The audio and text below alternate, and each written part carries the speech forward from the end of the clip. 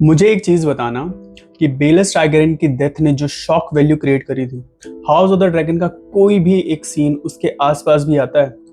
मैंने तो बहुत दिमाग लगाया लेकिन मुझे कुछ नहीं मिला। और एक क्वेश्चन, जितना इमोशनली कनेक्टेड आप एग और सर डंकन से करते हो, क्या हाउस ऑफ द ड्रैगन का कोई भी कैरेक्टर है जिसके साथ आप उतना पर्सनली कनेक्टेड फील करते हो? हाउस ऑफ द ड्रैगन का सीजन 3 एंड हो आया है, लेकिन आज भी मुझे लगता है कि वो शो कहीं ना कहीं गेम ऑफ थ्रोन्स की परछाई बन के चल रहा है।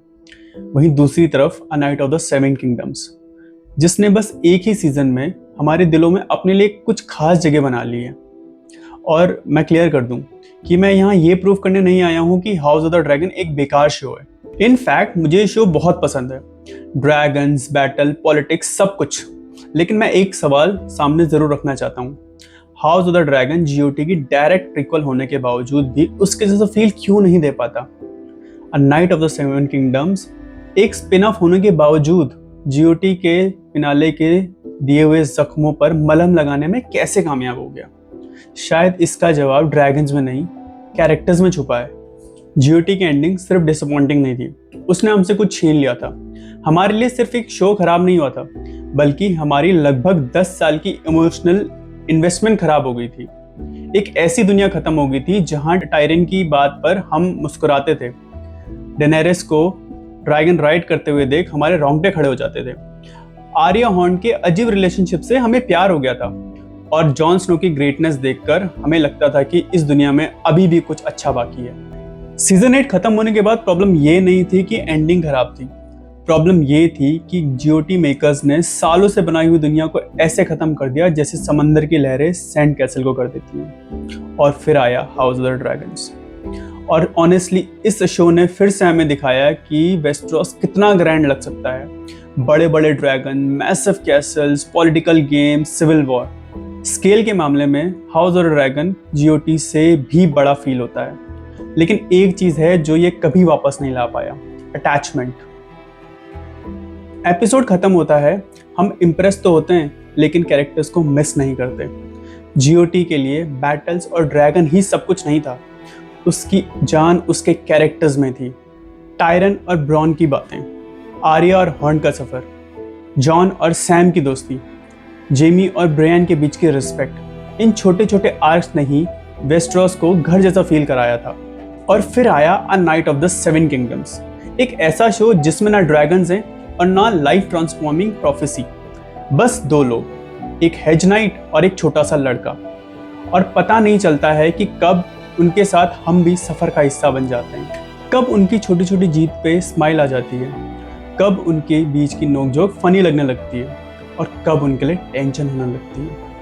ये शो हमें याद दिलाता है कि वेस्टरोस की सबसे बड़ी स्ट्रेंथ उसके ड्रैगन्स नहीं है, उसकी सबसे बड़ी स्ट्रेंथ है उसके लोग। जॉर्ज आर आर मार्टिन की दुनिया हमेशा से ही रिलेशनशिप पे बनी थी, किंग्स, वॉर और ड्रैगन बस बैकग्राउंड थे। असली कहानी उन लोगों की थी जो उन वॉर्स के बीच जीने की कोशिश कर रहे थे, और डंकन और एग उसी फीलिंग को वापस ले आते हैं।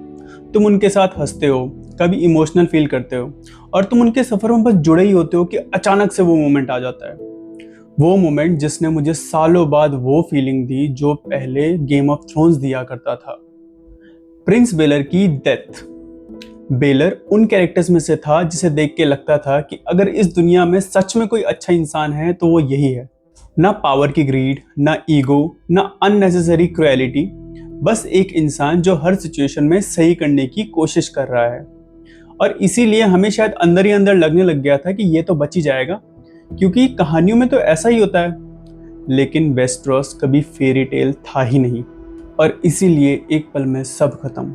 जहां हम हैप्पीनेस से ओवरवेलम्ड होने ही लगे थे कि बेलस का सर का एक टुकड़ा बाहर आ जाता है और वो जमीन पर गिर जाता है, उस मोमेंट ने मुझे नेड स्टार्क की याद दिला दी, उस मोमेंट ने मुझे रेड वेडिंग की याद दिला दी। शौक इसलिए नहीं था कि कोई मर गया था, शौक इसलिए था कि इस दुनिया में अच्छा होना कभी भी सर्वाइवल की गारंटी नहीं देता है। और यही तो गेम ऑफ थ्रोन्स की फाउंडेशन है, जब किसी कैरेक्टर की डेथ सिर्फ प्लॉट ट्विस्ट ना हो बल्कि उस दुनिया के रूल्स का प्रोपोगेशन हो।